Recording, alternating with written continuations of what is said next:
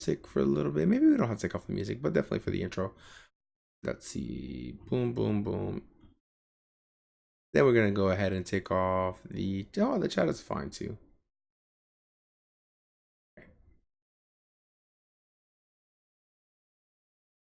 Ready, guys? You ready for the lesson? Let's do this.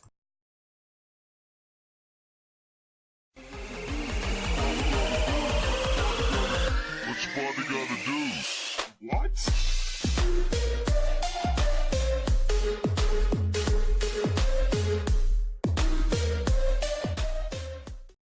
It's your boy Japanese Tutor, back at it again. We're gonna do another Nezhmetdinov section. So in this, we're gonna go over a few different games by Nezhmetdinov. They're honestly amazing games, and if you haven't studied Nezhmetdinov at all, then you won't know about these games, and you're missing out on a lot of beautiful chess games. Okay, so let's just get right into it, and we're also gonna cover some pawn structure in the openings, but these are very, very quick games and very fast moving games, so a lot of piece play is involved, but you also want to pay attention to the pawn structure, and a lot of these games illustrate that. So for bam, e5, knight c3, knight 6, and Nezhmetdinov is black, as you can see here. F4, d5. So this is the Vienna game, the main line. F captures e5, knight captures e4, knight f3, and bishop b4, queen e2, captures. Okay, so basically this is just main line, and bishop g4, hitting here. Okay, so let's pause right here and take a look at the pawn structure. Okay, this is an advanced pawn. We don't know if it's weak or not, because they can always play d4, and this becomes kind of strong, but since their pawn is that far advanced, we have two main breaks, f6 and c5, right? We're always thinking about those kind of breaks. Maybe not right now because of this check and stuff like that, but we always have to try to pay attention to this. Okay, if I were white here, I mean, maybe it's not fair because I already saw the game, but I would do any other move rather than what he did. His move was a very, very greedy.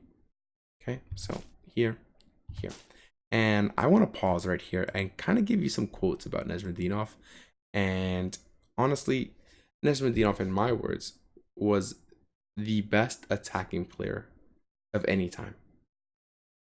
And to quote somebody else, he will first sacrifice a pawn just for the initiative. And Nezhmetdinov can play any opening at all. He's going to sacrifice another pawn, and then he'll probably sacrifice a piece for the attack, and then he'll sacrifice another piece to drive your king to the center, and then he'll checkmate you. And in so many of his games, this is so true. And he's just the greatest master of initiative. Okay.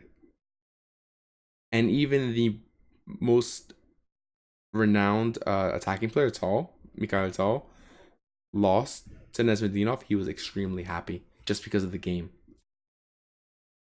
And he just had like a burning fire to show the world how beautiful chess can be.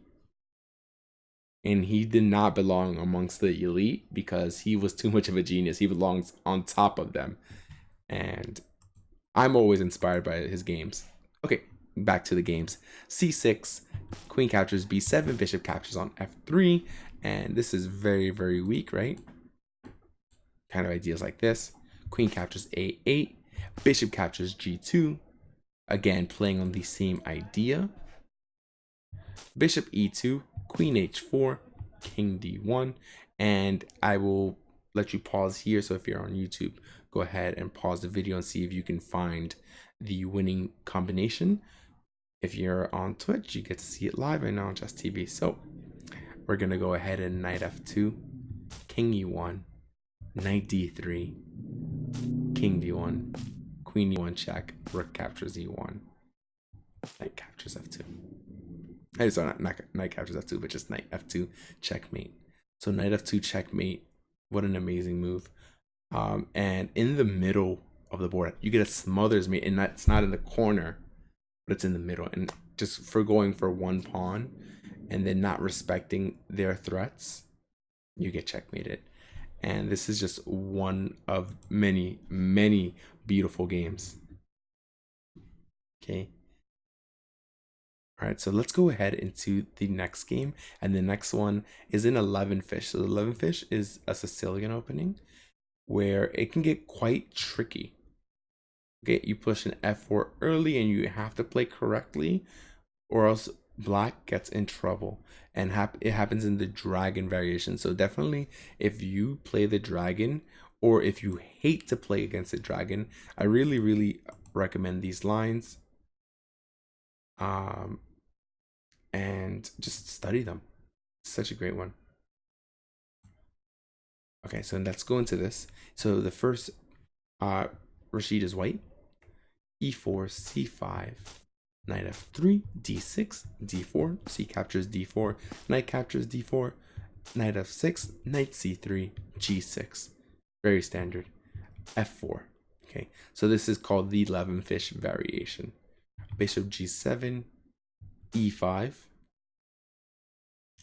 d captures e5, f captures e5, knight d5, and now bishop b5 check, king f8, castles, and you can see that we have an open f file. A lot of the lines here are kind of dangerous, right? And what does black have to show for it? Almost nothing. 2 developed pieces. Bishop captures e5, so he sacrificed the pawn. Bishop h6, king g8, knight captures d5, queen captures d5, and here is probably the prettiest move I've ever seen in chess, other than probably Bobby Fischer's bishop e6 and in the Donald Berg game. Bam, knight f5, right? Because if queen takes, knight takes on e7, checkmate, right? And if the queen moves, let's say somewhere, bam, queen moves down, checkmate. If here, right, if bishop captures on f5, easy game, easy life. Okay. All right. So let's see what happens in the game. Queen c5, bishop e3, queen c7, knight h6 check, and he resigns. I will let you figure it out for yourself, right? Why it's checkmate, and it shouldn't take you too long, okay? And if you're on Twitch, you'll see this very quickly.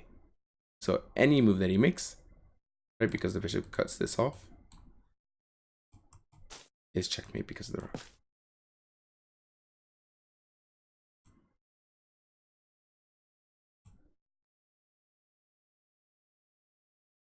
Right, and if king f8, what happens if king f8? And the same checkmate, right? Because we defend everything.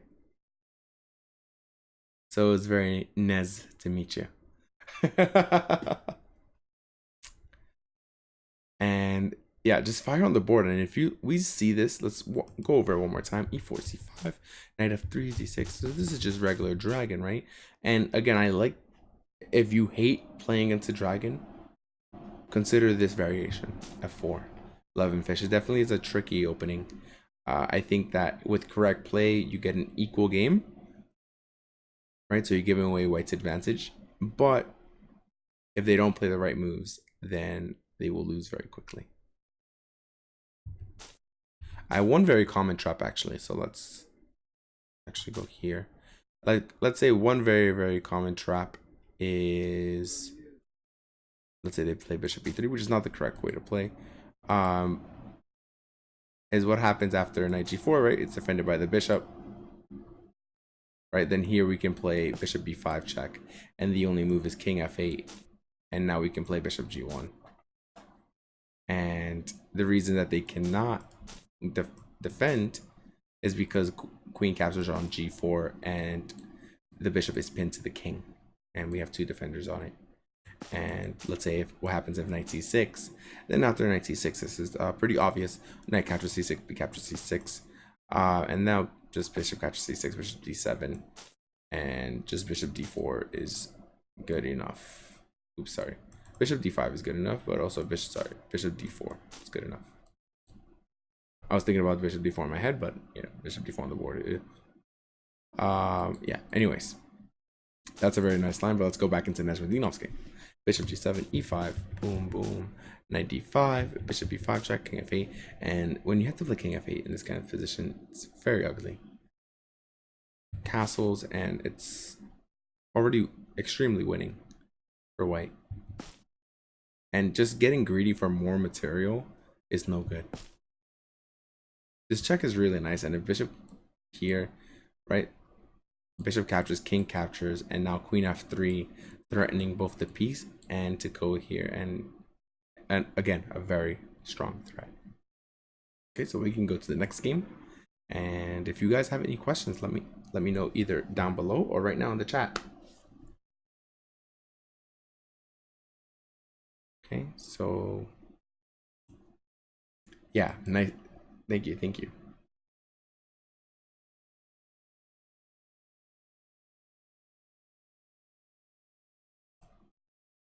So let's go into this game, and this is in an old Indian defense, and it's the Ukrainian variation.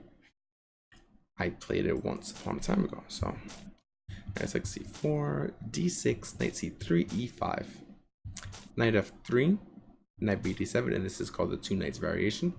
G3, e captures d4, knight captures d4, g6, bishop g2, bishop g7, castles, b3, knight c5, b4, and you can see that these kind of get weak, but maybe they're hinting at a queenside expansion.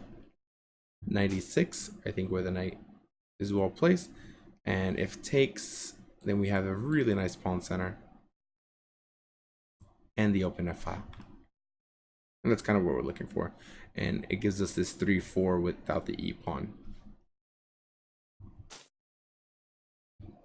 Knight d7, and just maneuvering the knights, and also opening up this bishop.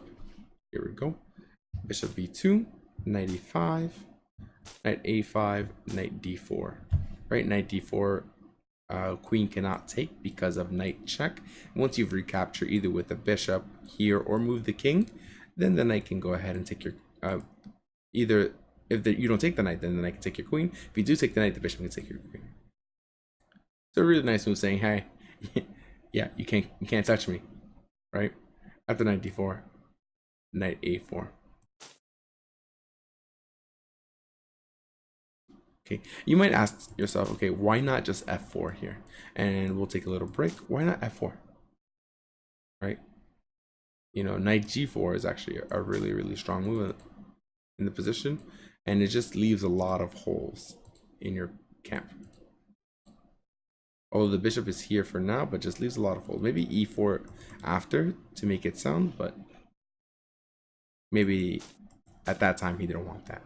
So, okay, back into the game. So knight a4, c5, a3, bishop g4, bishop captures d4, c captures d4, giving up the dark squared bishop for the knight. That knight was extremely powerful.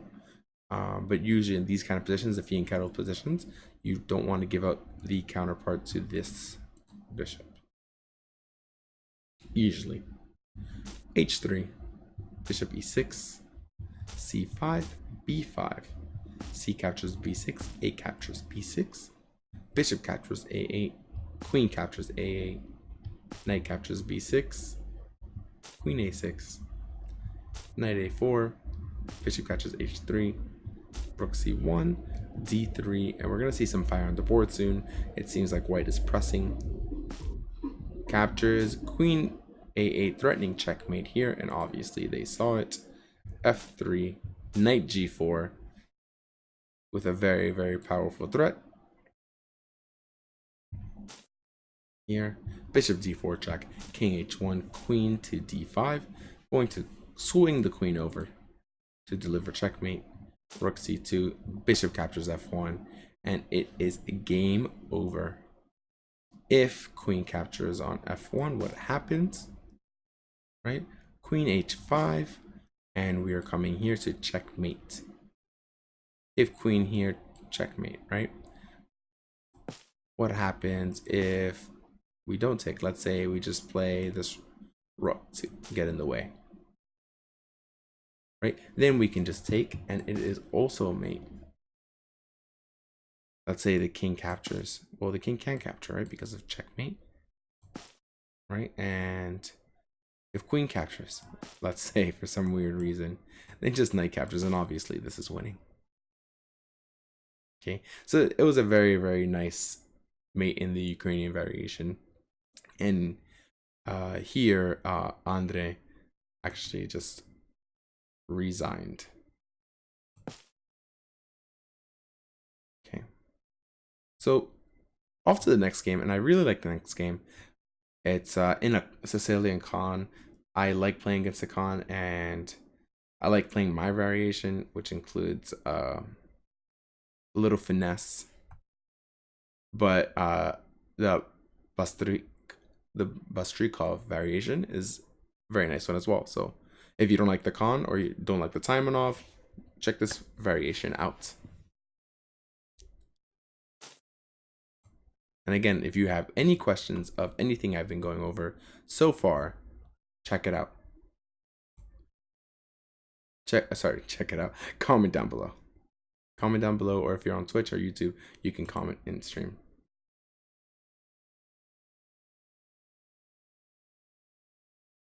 Yeah, a lot of, yeah. F4 is not, it's a good idea against the Sicilians, but against a dragon, that Levenfish has a lot of fire, so you want to study that specific line. It has some venom, and if your opponent's not prepared for it, then it's a very nice way to win very easily.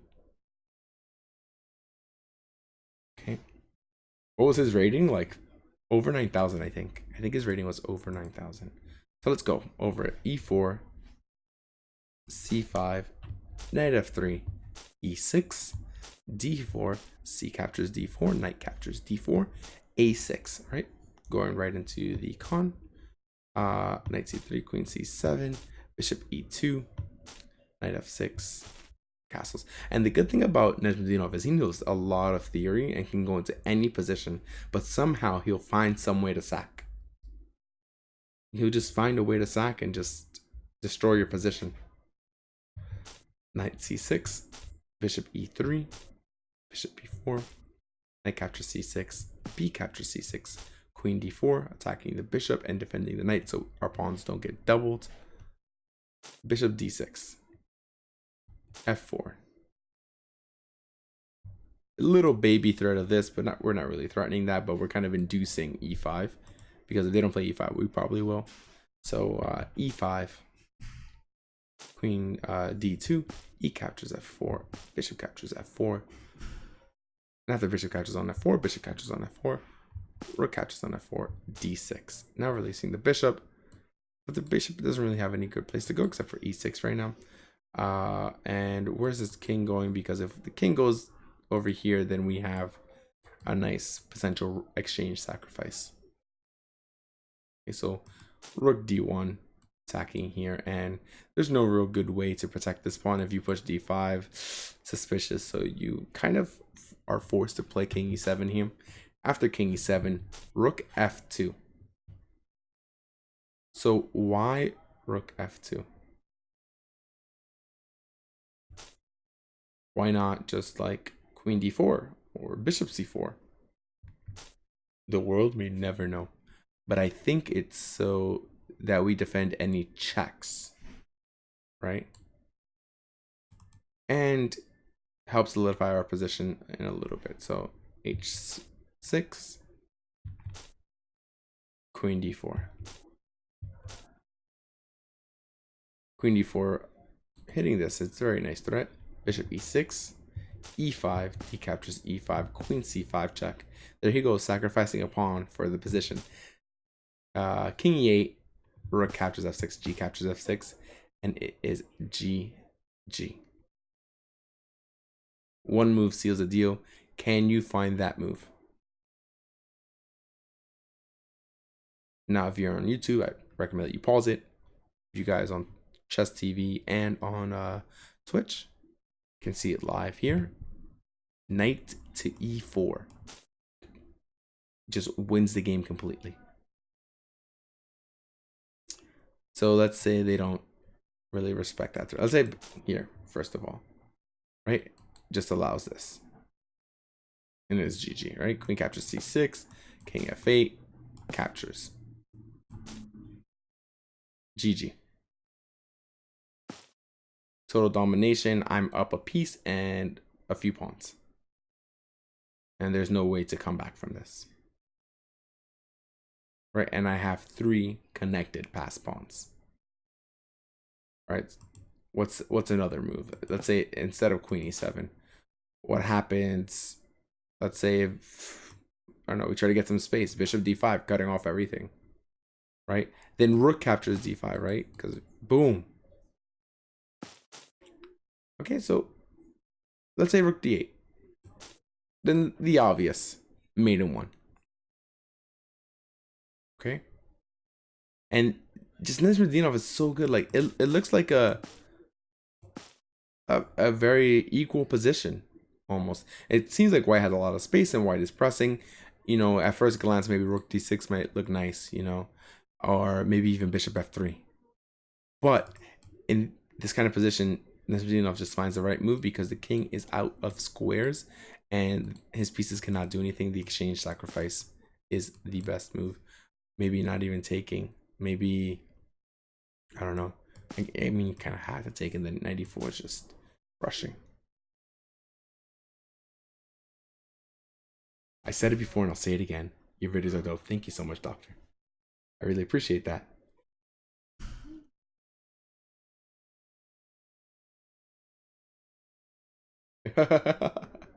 Yeah, Black's king safety is definitely non-existent.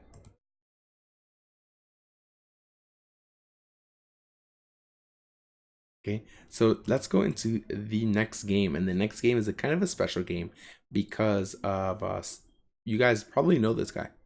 His name is Boris Spassky. Not that famous, but you guys might know him. And we go into another Sicilian, and this is the line. This is his line basically. It's the Nezhmetdinov Rosolimo variation of the Sicilian defense.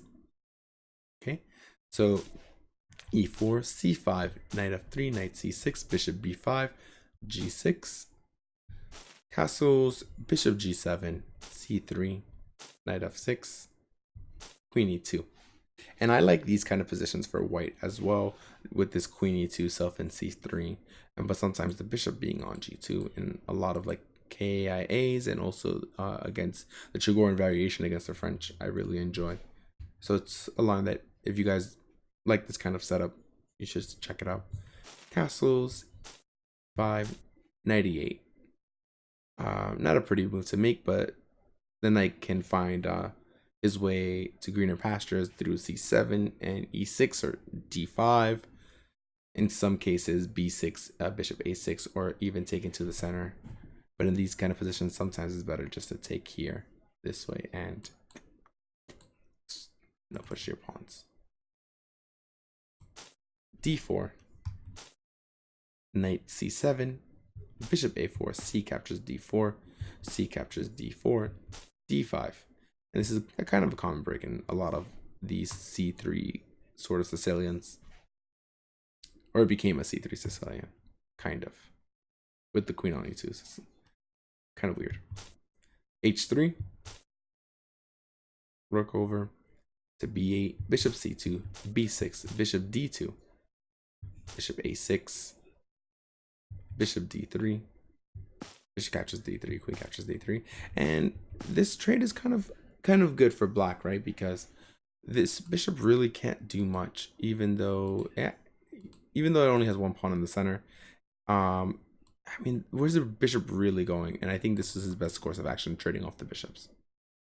I mean, Boris Spassky, obviously a top level player. Knight c3, knight b4, queen e2, rook bc8, a3, knight c6, b4, knight e6, doubling up on this pawn, and you have to defend it somehow. There's a lot of good options, but I think activating the queen one more time, since then I cannot go to b4 anymore, is a good choice, and I think Nezhmetdinov agrees with me because he plays it. f6. Now on f6 you can just take, and now kind of this line becomes open, so it's kind of weird. Right here, 92.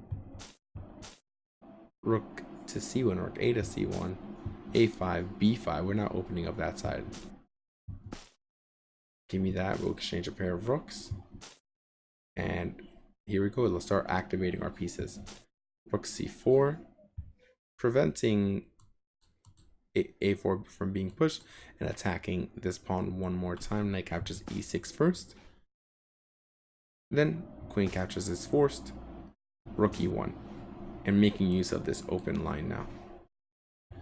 Queen d6, g3. Okay. And g3 is a very nice move because of bishop f4, right? It looks like a logical plan. Also, knight g5 might seem pretty good here to maybe put a knight on e6. g3, knight d7. After knight d7, bishop f4, queen f6, bishop g5. Now this is a small x-ray here, or a skewer, if you will. Bishop f8. Rook captures on e7. Okay. And this is kind of important. Bishop captures on e7. Yes, it does attack the queen, but rooks on the 7th are worth at least a pawn. Here we go. Queen e2 and h6. And the game ends here, and I want you to find the continuation. Again, pause it if you need to. On Twitch, we'll give you about 10 seconds to see if you can figure it out and what's the right continuation.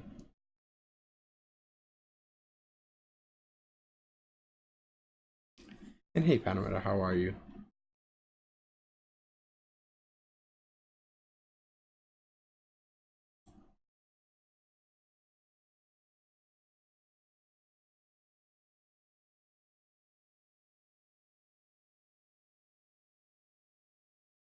Yep, that is correct. Queen e6. Queen e6 is the correct way to play. If, let's say, king h8 takes, and we are just completely winning. Right, because the queen, if queen takes, then queen takes, and the bishop is pinned, so he cannot take. Just, even Boris Spassky wasn't safe. Okay, even Boris Spassky wasn't safe. And not to make this too long, let's go into the next game, and the next game is probably the most well-known attacking player, Mikhail Tsao, and he was actually happy to lose this game to Nezhmetdinov. And we're going to go over a winner advanced variation, and it's in the Bogo variation actually.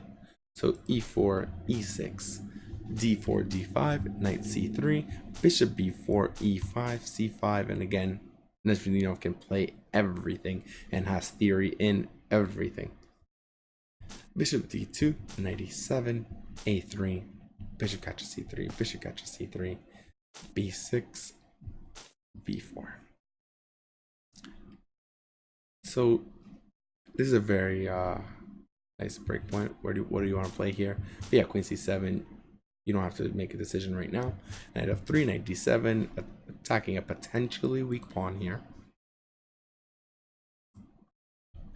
Bishop e2, knight c6, castles, castles.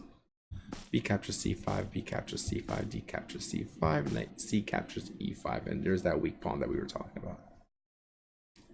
Knight captures e5, knight captures e5, queen d4. Now, if the knight moves away, then we have this little checkmate. And we're also threatening to take a piece, right? This bishop is kind of stuck doing nothing. So you gotta be careful, but still black is, black is okay, white's okay here. There's play for both sides. f6, f4, get out of my way. Knight c6 attacking the queen, queen e3, rook d8 threatening the d4 push. Rook a d1, preventing it, e5, F captures, captures. And again, this is tall versus well, Nezhmetdinov versus tall. Okay, so bishop b5, right? Saying, okay, if you want to do this, do your worst. I'll see you on the other side. Bishop b7, preventing it. Queen g3. Rook d7, protecting the 7th rank from any invaders. Is that enough? Maybe not. Rook f2. Rook to e8. Maybe deciding to say, okay, I'm going to push this pawn. This is a passed pawn and it must be pushed. h3, give me some luft. Bishop a8. Bishop a4. Maybe it's better used on b3. My bishop. King h1. And maybe he decides that my position is safe and I don't want to do anything anymore. Thank you so much. So rook f5, e4. Queen captures on c7. Rook captures on c7. Rook f captures on d5. e3, pushing the passed pawn. Rook d7, e2. Bishop e3 check. Rook e6.